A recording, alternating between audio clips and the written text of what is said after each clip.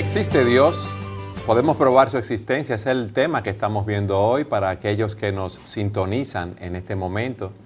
Y en el segmento anterior empezamos a ver diferentes argumentos que nos hablan de la existencia de Dios, argumentos que quizás de una manera independiente no tienen el suficiente peso, pero cuando lo tomamos todos en conjunto podemos llegar a una mejor conclusión. Y en ese sentido, tú nos hablabas de esa teoría del mínimo irreducible.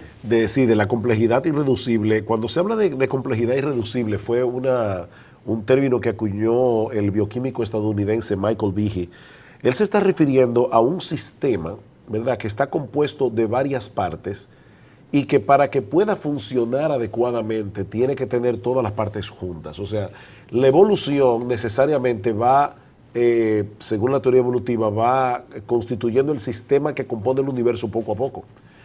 El problema es que eso no funciona, porque es que el universo en sí y la vida aquí en la Tierra es un sistema de complejidad irreducible. O sea, si no hay oxígeno, tú no puedes respirar. Si el hombre y la mujer no están diseñados como están diseñados, no pueden reproducirse.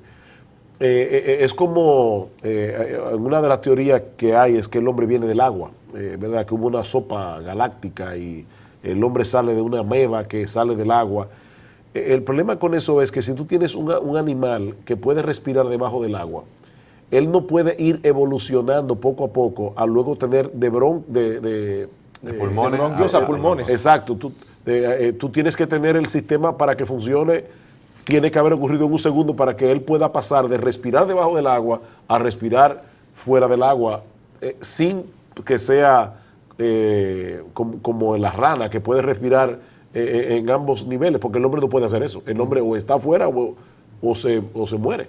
Entonces, en ese sentido, hay una complejidad irreducible en el sistema en que nosotros vivimos, que no puede haber evolucionado poco a poco.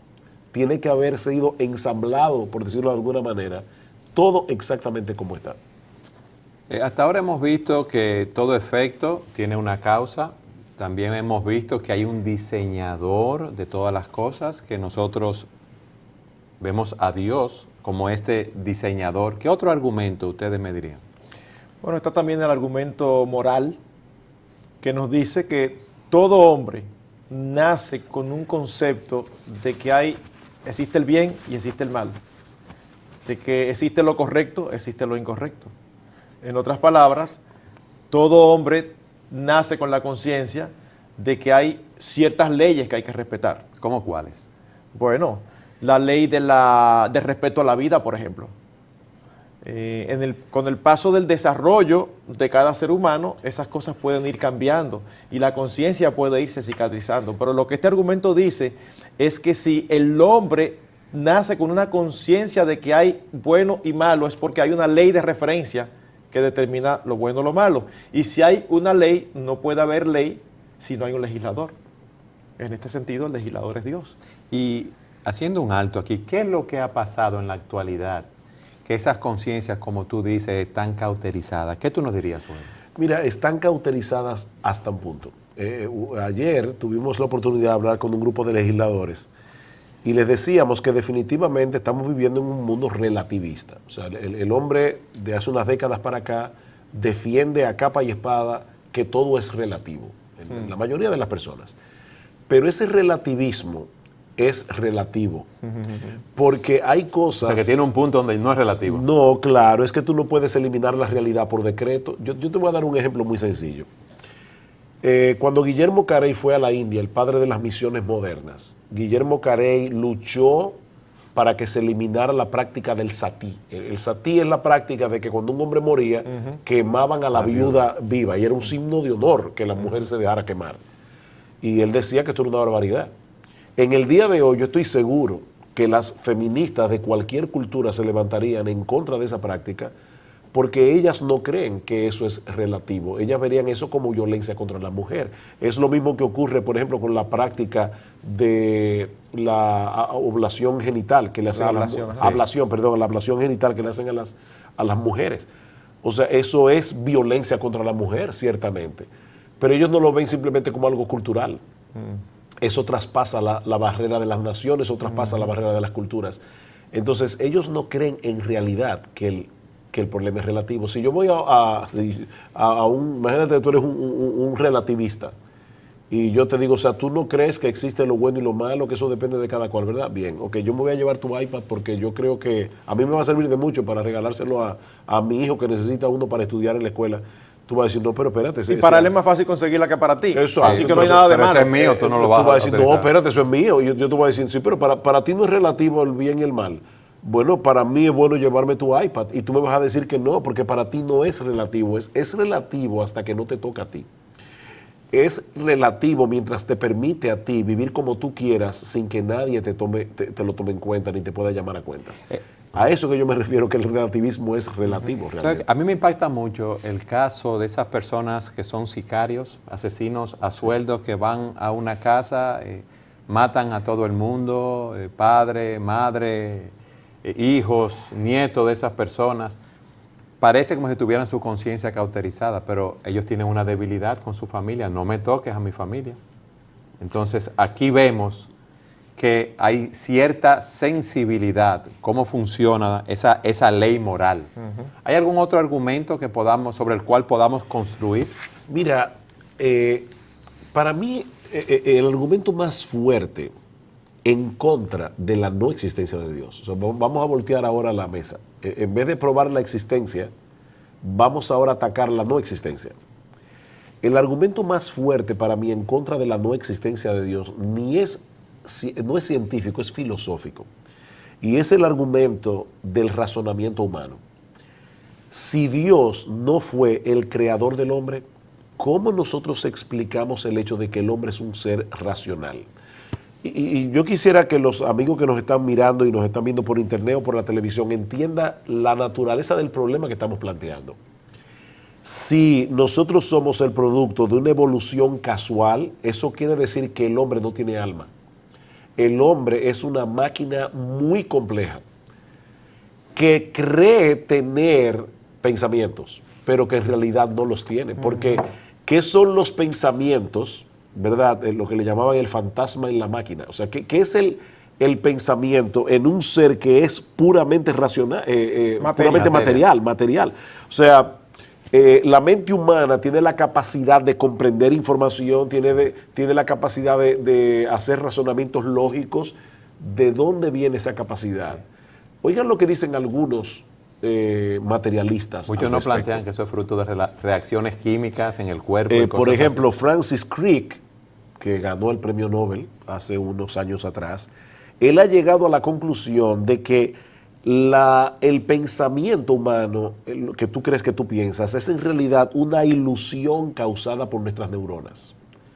O sea, tú crees que tienes una persona dentro de ti que piensa, razona, que toma decisiones, pero en realidad lo que tú comiste esta mañana fue un movimiento de tus neuronas que te hizo desear eso, pero tú eres una máquina. En el caso de Richard Dawkins, que es uno de los ateos más militantes que existen en el día de hoy, él dice que en realidad lo que tú piensas son memes. ¿Y qué son los memes? Bueno, son ideas que surgen de una manera casual en el hombre y que va evolucionando con el paso del tiempo y llegan a ser parte del hombre y se transmite de generación a generación. Por ejemplo, las palabras son memes, las creencias son memes, pero los memes ni son verdad ni son mentiras, simplemente son ideas que en algún momento dado encontraron un lugar en el ser humano y fueron útiles y se pasaron de una generación a la otra. Según Richard Dawkins, la idea de que existe Dios es un meme. En algún momento dado, los hombres comenzaron a tenerle temor a la naturaleza, comenzaron a tenerle temor a los rayos, los truenos, los truenos, y vieron en Dios a alguien que pudiera protegerlo. Y ese meme de Dios quedó en el hombre, y por eso hay gente religiosa. ¿Cuál es el problema con esta teoría tan ingeniosa? Bueno, si Francis Crick tiene razón, su teoría en realidad no es racional. No es más que el movimiento de sus neuronas que lo llevó a creer eso. Y si Richard Dawkins tiene razón, su propia teoría es un meme. O sea que en ese sentido, lo que quiero decir es que el razonamiento humano queda destruido completamente cuando tú partes de la premisa de que el hombre es un ser puramente material. Es así. Ya no hay forma de confiar en el razonamiento humano. Por eso es que alguien decía que los naturalistas cortan la rama en la que están sentados, porque ellos destruyen la confiabilidad en el razonamiento que se necesitaría para creer en sus propias creencias. No sé si me pude explicar Es con así claridad. como se cae en el relativismo, en el desconstruccionismo. O sea, Exactamente. se cae en todo ese tipo de teorías que a sí mismas son contraproducentes. El relativismo que dice que todo es relativo, pero tú le dices, exacto, menos esa declaración que tú acabas de hacer que es absoluta. Sí, es como el cientifista. El cientifista dice, yo no puedo creer como verdad absolutamente nada que no pueda ser probado por la ciencia. Eso es una declaración que se autodestruye porque eso no se puede probar La científicamente. declaración que él acaba de hacer no se puede probar Exactamente, científicamente. eso es una declaración filosófica, no es una declaración Exactamente. científica. Yo no puedo probar científicamente que lo único que existe como verdad es lo que puede ser probado científicamente. Entonces, en ese sentido, el cientifista se destruye a sí mismo. Por eso es que yo digo que para rebatir a aquellos que dicen no creer en Dios, hay que hacerles ver cuál es la alternativa que tienen. Y la alternativa es la completa irracionalidad. Uno de los filósofos que vio eso fue Nietzsche, Friedrich Nietzsche, el filósofo alemán. Nietzsche decía, si nosotros echamos fuera la existencia de Dios, y él era ateo, si nosotros echamos fuera la existencia de Dios, tenemos que deshacernos de la moral, tenemos que deshacernos del significado en la vida, no hay propósito ni significado, la vida simplemente es. Pero en tercer lugar, tenemos que deshacernos de la lógica, decía Nietzsche. Y de hecho, hay una frase que para mí es muy significativa, donde Nietzsche dice en uno de sus libros, ustedes no se dan cuenta que si no nos deshacemos de la gramática, no nos podremos deshacer de Dios. ¿Por qué Nietzsche decía eso? Porque la gramática es pura lógica. Ahora, si yo hubiera podido hablar con Nietzsche, yo le hubiera preguntado a Nietzsche, y entonces, ¿cómo tú para probar tus teorías escribiste un montón de libros en los cuales tuviste que usar la gramática? O sea, ellos no se dan cuenta de que caen en una autocontradicción. Ellos caen en un nivel donde ya no pueden seguir argumentando. Sí, porque te iba a preguntar, ¿cómo siendo ateo piensa así y entonces? Bueno, ellos debieron haber hecho lo que hizo un filósofo griego. En la época de Platón, hay uno de los diálogos de Platón que está dedicado a un filósofo griego llamado Cratilo. Platón vio lo que el relativismo iba a producir en Atenas, porque déjeme decirle esto, el relativismo no es nuevo. Había una frase muy famosa en la filosofía griega que es, el hombre es la medida de todas las cosas, Protágoras. Y yo creo que Protágoras tiene más discípulos hoy que los que tuvo en la época de Platón. Y hay un diálogo de Platón que está aunque dedicado... no lo sepan. Exacto, aunque está dedicado a Protágoras. Pero uno de ellos está dedicado a otro filósofo menos conocido llamado Cratilo. Cratilo llegó a entender que si todo es relativo y nada tiene significado, entonces el hombre no debería ni hablar. Y Cratilo no volvió a hablar jamás en su vida. O sea, él se quedó en silencio. No Por lo volvió a menos hablar. era coherente con lo que Él fue creía. coherente. Él dice, las palabras ya pierden todo significado en un mundo completamente relativista, y Cratilo dejó de hablar.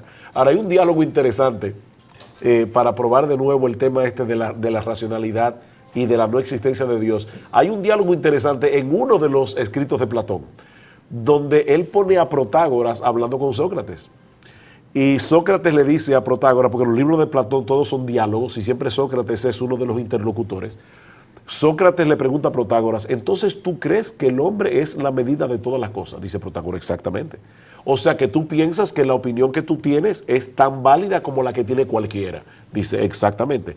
Déjame hacerte una pregunta, le dice Sócrates a Protágoras, ¿en qué tú te ganas la vida? Dice, yo soy maestro.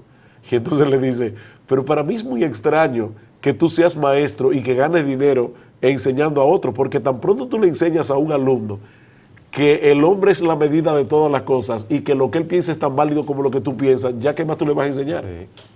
De nuevo volvemos al mismo punto. Platón vio eso en el siglo IV antes de Cristo y todavía hay personas que están con el mismo argumento. Pero a mí me gustaría que veamos los argumentos bíblicos.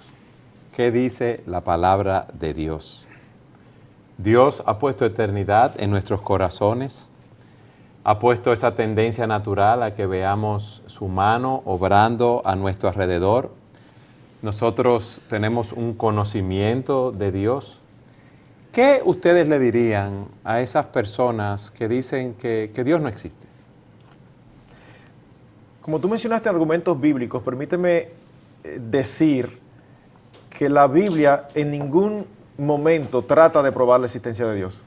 Exacto. La da por sentado, inmediatamente. Desde el primer versículo, en el principio creó Dios, ese versículo refuta como 6 o 7 filosofías erradas.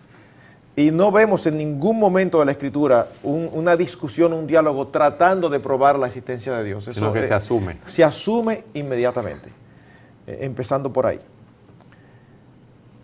Pero definitivamente nosotros vemos que Dios es un Dios que se revela. Y la Biblia sí dice cuál es la razón por la que el hombre no cree en Dios. Y Él le da una palabra que no es muy agradable. Dice en más de un versículo, en más de una porción, dice el necio en su corazón, no hay Dios. En otras palabras, es necedad lo que mueve al hombre a decir que no hay Dios. ¿Por qué? Bueno, porque Dios se ha revelado. Y la primera manera en que Dios se reveló es lo que llamamos revelación general. Pero eso, que es en la creación. Esa revelación general tú nos la vas a explicar en nuestro próximo segmento. Siga con nosotros en su programa Entendiendo los Tiempos.